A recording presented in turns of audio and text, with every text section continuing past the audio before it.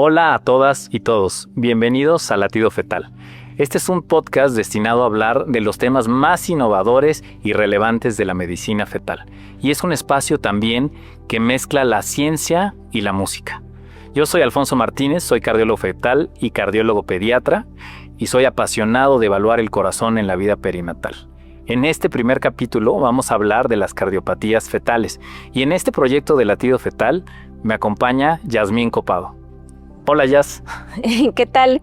Hola a todos, yo soy Yas Copado, soy ginecobstetra, soy médico materno fetal y bueno, como Alfonso les estaba diciendo, somos unos apasionados del corazón fetal y decidimos hacer este espacio para platicarles un poquito de lo que hacemos todos los días, compartir información con ustedes que creemos puede ser muy importante para llevar los embarazos, unos consejos, unos tips y bueno, platícanos un poquito, Alfonso, ¿por qué decidimos nombrarlo latido fetal?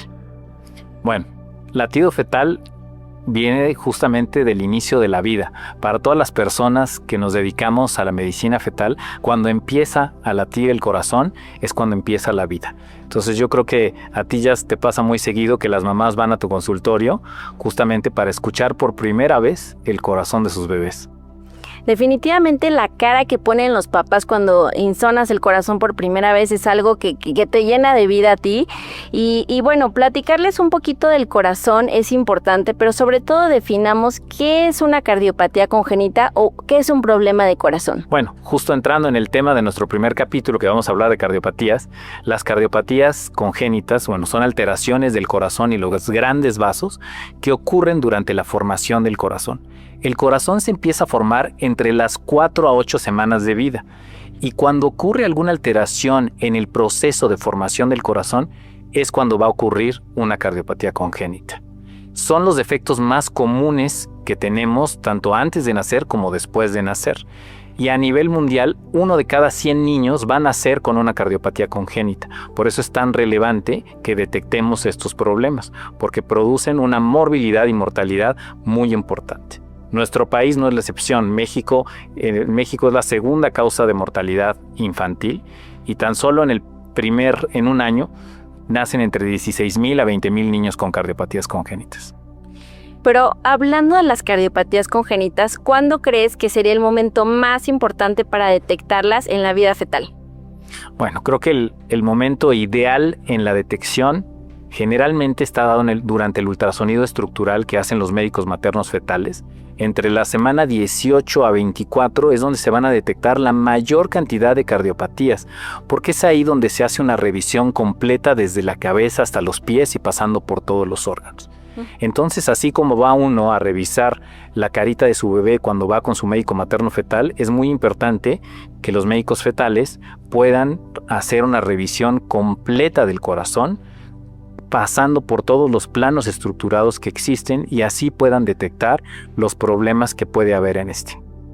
Y justo me gustaría platicarles un poquito acerca de estos estudios estructurales, genéticos, cromosómicos. Hay muchos nombres con los que se pueden llegar a conocer, pero son unos estudios específicos que hacemos en 3 momentos del embarazo para poder identificar problemas o descartarlos o prepararnos para el momento del nacimiento.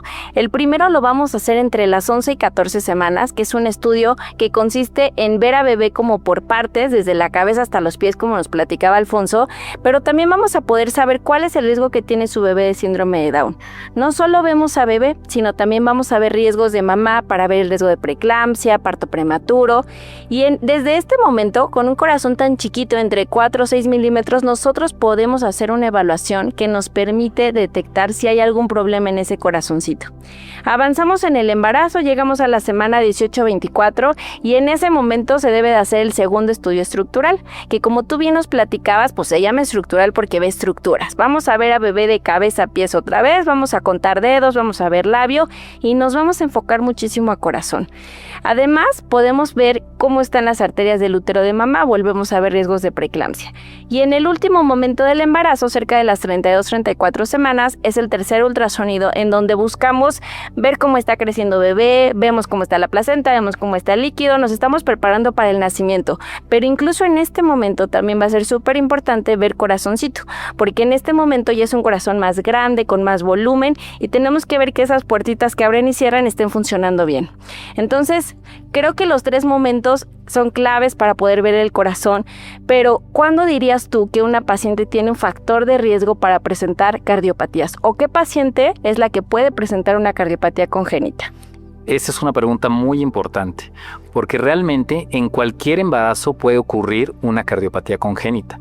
Es decir, una persona puede tener todo el embarazo perfecto, tener una edad ideal, no haber consumido ningún tipo de medicamento, llevar todos sus controles perfectos, y el corazón puede tener una malformación, sí. Muchas de estas cardiopatías se dan sin factores de riesgo, por eso es tan importante que evaluemos el corazón de todas las pacientes, no solo las que tienen factores de riesgo. Pero claro, existen algunas pacientes que pueden tener factores de riesgo que aumentan el potencial de una cardiopatía congénita.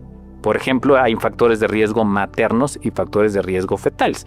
Dentro de los factores maternos está uno de los más importantes, la diabetes mellitus.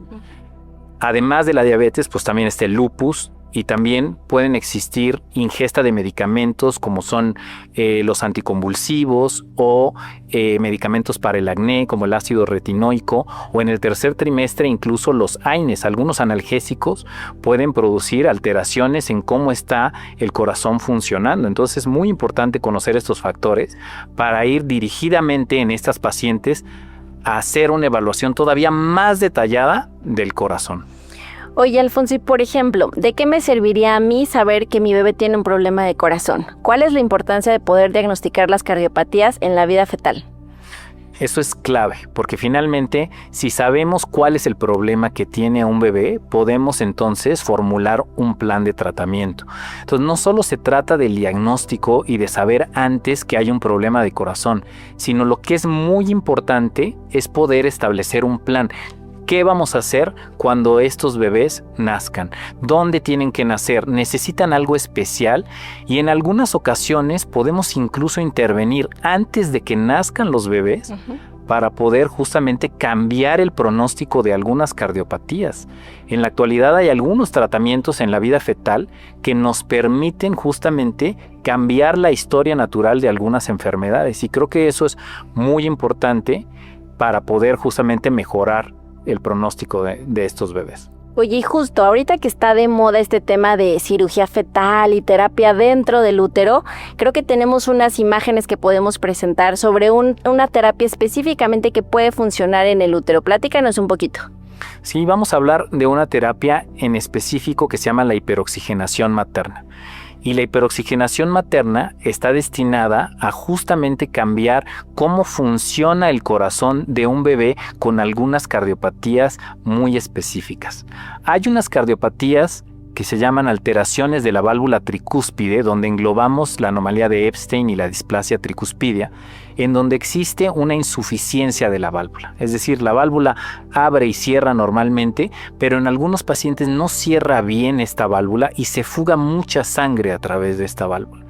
Entonces, justamente en algunos de estos casos, cuando tenemos casos severos de displasia tricuspidia o anomalía de Epstein, si nosotros dejamos a libre evolución, pueden afectar otras válvulas del corazón, en específico la válvula pulmonar. Si nosotros dejamos que no ocurra nada y está habiendo una regurgitación masiva a nivel de la válvula tricúspide, la válvula pulmonar puede mantenerse completamente cerrada y fusionarse, y formar así algo que llamamos atresia pulmonar. Entonces, justamente para evitar que esto evolucione a una atresia pulmonar, nosotros podemos iniciar una terapia con hiperoxigenación. Mediante la administración de oxígeno a la mamá, hacemos que cambie la forma en la que funciona el corazón adentro de mamá. Abrimos un poquito las resistencias vasculares pulmonares, es decir, las pequeñas arteriolas de los pulmones se van a abrir con la administración de oxígeno, y eso va a disminuir la resistencia que existe a través de la arteria pulmonar y evitar así que se forme, además del problema de la válvula tricúspide, una atresia pulmonar. Creo que tenemos unas imágenes importantes aquí que podemos mostrar acerca de qué es esto de la hiperoxigenación materna y cómo se ven las imágenes de una displasia tricúspide. Y justo este es un ejemplo que queda claro de por qué es importante que nos refieran a tiempo a las cardiopatías congénitas, pero creo que lo más importante es formar todo este equipo interdisciplinario, o sea, saber que ahorita estamos aquí Jazz y Alfonso, pero atrás de un bebito con cardiopatía hay todo un equipo que se prepara para el nacimiento de estos bebés. Que ustedes puedan detectar a tiempo a estos chiquitos nos ayuda a poder preparar el mejor escenario para el nacimiento, tanto antes como una vez que nace, tener una cuna lista, todo este equipo preparado para el nacimiento, pero sobre todo que los padres sepan qué es una cardiopatía, cuál es la cardiopatía que tiene su bebé, cómo nos vamos a enfrentar a ese problema durante la vida fetal y el nacimiento, es algo indispensable. Nadie esperamos escuchar una noticia de que nuestro bebé tiene un problema en el corazón, pero una vez que se les informa, tenemos que ponernos todos pilas para saber cómo responder ante este problema. ¿Quieres platicarnos un poquito más sobre los soplos? ¿Qué son los soplos, Alfonso? Muchas veces me preguntan, ¿qué es un soplo? Mi bebé no tiene soplos, si tiene soplos, ¿es lo mismo que una cardiopatía? Bueno, esa es una pregunta que ocurre muy frecuente y bueno, cuando hablamos de soplos generalmente nos referimos a un sonido anormal en el corazón. Y esos sonidos anormales los escuchamos generalmente con el estetoscopio ya después de que nacen los bebés, pero no antes de nacer. Antes de nacer, lo que nosotros hacemos es evaluar el corazón de los bebés mediante el ultrasonido, ¿sí? Mediante la ecocardiografía fetal. Y actualmente eso ha revolucionado la forma en la que nosotros atendemos y vemos al bebé. Gracias a los ultrasonidos que tenemos en la actualidad, que son ultrasonidos de última generación y que nos permiten ver con todo detalle las pequeñas particularidades del corazón, es que nosotros podemos detectar estas alteraciones desde muy tempranamente. Como bien dijiste, hay momentos en los que se pueden detectar las cardiopatías y en la actualidad desde el primer trimestre hay algunas cardiopatías congénitas críticas que pueden detectarse desde el primer trimestre. Y para eso justamente utilizamos esta tecnología, para ayudar a que podamos detectar a tiempo a estos bebés. Bueno, pues al principio de este podcast les platicamos un poquito que hoy vamos a hablar de cardiopatías, pero no solo vamos a hablar de la ciencia como tal de la medicina. También queremos platicarles un poquito o juntar el arte con la medicina. Sí, eso es algo muy interesante y para eso me gustaría invitar al músico y arquitecto Cristóbal Martínez. Él es bajista, es compositor y autor de algunos libros. Y hemos estado trabajando en cómo desarrollar una tecnología en donde no solo veas el corazón, sino también puedas escuchar la música que genera. Entonces es algo interesante, o sea, hay música detrás del corazón, hay música detrás de las imágenes que obtenemos con el ultrasonido. Pues bienvenido, Cris. Maestro Cristóbal C. Martínez García. Músico, bajista, compositor, arquitecto y autor. Su trabajo se centra en la exploración de las conexiones entre arquitectura, música y ciencia desde una perspectiva sinestésica. Ha participado como ponente en la Universidad de Oxford, Inglaterra, y en congresos nacionales e internacionales como el Sonecom, IASAS y CHOP's 28th Annual Update on Pediatric and Congenital Cardiovascular Disease en Florida, Estados Unidos. Es académico en la Facultad de Arquitectura de la UNAM y también lo ha sido en el área de neurociencias de la Facultad de Medicina en la misma universidad. Entre sus obras se encuentran el libro Arquitectura y Música, así como diversos materiales discográficos. Hola Cris, ¿cómo estás? Bienvenido. Bien, muchas gracias. Gracias por la invitación. Ya sí, Alfonso. Muy contento de estar aquí. Qué bueno. Pues justamente queremos hablar un poquito de la conexión que existe un poco entre la ciencia y el arte. Y esa es la razón por la cual pues nos gustaría que nos platicaras justamente cómo la música y las imágenes del ultrasonido pueden estar conectadas. ¿Qué hace que se conecten la música y las imágenes de ultrasonido? Ok, en este caso, el proceso creativo para musicalizar las imágenes en movimiento y sin sonido partió de una condición conocida como sinestesia, en la cual se unen los sentidos. En este caso en específico se utilizó una sinestesia que se conoce como de movimiento a sonido, en la cual una persona experimenta sensaciones auditivas cuando está viendo una imagen en movimiento sin sonido. Muy bien, entonces déjame entender nada más un poco eso. La sinestesia como tal es la mezcla de los sentidos, según lo que entiendo que nos estás explicando. Y justamente en esta parte, ¿cómo se conecta el sentido de la visión con el sentido auditivo? ¿Cómo ocurre eso? Bueno, existen personas que al ver imágenes en movimiento, en silencio, se les activa el área auditiva del cerebro. Entonces hay una comunicación entre diferentes áreas especializadas del cerebro a partir de un estímulo externo, en este caso la imagen en silencio. Entonces hay un cruce de información en las áreas o regiones del cerebro que normalmente no se comunicarían entre sí, pero en este caso una persona que tiene sinestesia, existen estas conexiones y este cruce de información entre diferentes áreas a partir de un estímulo que solamente está estimulando una de las regiones. Oye, Cris, está muy locochón que un músico esté con nosotros aquí hablando del latido fetal. ¿Cuál crees tú que es la importancia de esta magia que haces al ver las imágenes y crear música? Bueno, puede ser vista como una obra audiovisual interesante, ya que la música está compuesta en concordancia con la imagen, pero creo que también podría tener funcionalidad en la parte médica. Tal vez no sé, igual y ustedes podrían señalar algo que ustedes observaran que podría ser funcional. Normalmente la sinestesia no se le da una función y a mí me interesa encontrarle una función a esta condición que está relacionada con el arte y con la creatividad. Digo, eso es justamente muy interesante porque nosotros cuando observamos las imágenes fetales y vemos un corazón en silencio, el movimiento en sí a veces parece que evocara algún sonido.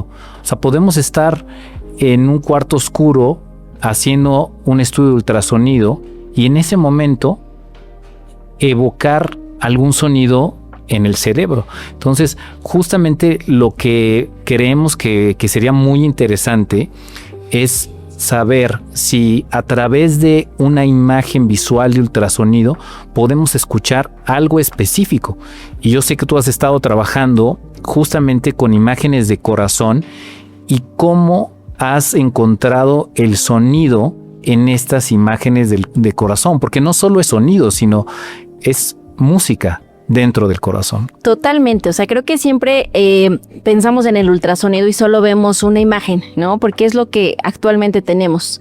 Entonces, imagínate que podamos tener todo lo que traemos en la cabeza cuando nosotros vemos esas imágenes y proyectarlo en música. Creo que sería algo súper valioso, no sé, en un futuro para hacer diagnósticos, para transmitírselo a nuestras pacientes. O sea, creo que el potencial que esto tiene de poder llegar a nuestras pacientes o a otras áreas diagnósticas puede ser muy rico. O sea, creo que lo que estás haciendo, desarrollando esa habilidad que tú tienes, puede enriquecer muchísimo para que podamos ayudar a nuestras pacientes. Claro. Pues sí, es muy interesante lo que señalan. En principio, lo que dijo Alfonso, creo que el movimiento y el sonido están directamente relacionados. Y en este caso, cada corazón se mueve de forma distinta. Además de que el corazón es una batería, es un tambor natural. Y creo que desde ese punto de vista está directamente relacionado con el ritmo y la música. Pues qué mejor que nos transmitas un poquito, nos enseñes toda esta magia para que veamos realmente qué es lo que haces. Claro que sí. Sí, justo lo que nos gustaría presentar a continuación es un video de un corazoncito que tiene una alteración que se llama displasia de la válvula tricúspide. Entonces, una vez que tomamos la imagen de este corazoncito, Cristóbal analizó el movimiento y el color que existe en esta imagen y obtuvo la música específica de ese corazón. Entonces creo que valdría mucho la pena pues escuchar justamente esta obra que has creado y qué mejor que pues tenerla en vivo. Claro, con mucho gusto.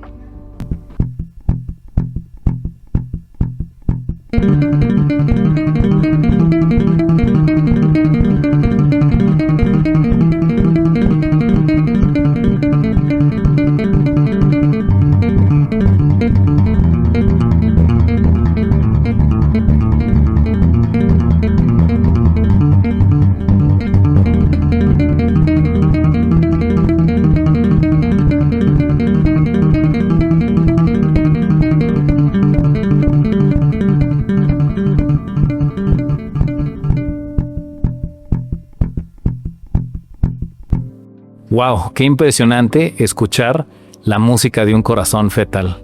Creo que definitivamente eso tiene mucha relevancia y creo que a nosotros como médicos nos puede permitir hacer mejores diagnósticos. No es lo mismo que solo tengamos un estímulo visual a tener el estímulo visual y auditivo al mismo tiempo. Muchas gracias, Cristóbal. Creo que esto es espectacular. No, muchas gracias a ustedes. Esto es Latido Fetal. Síganos en nuestras redes como Latido Fetal. Estamos ahí en Instagram. Gracias por estar con nosotros hasta ahora y nos vemos en nuestro próximo episodio.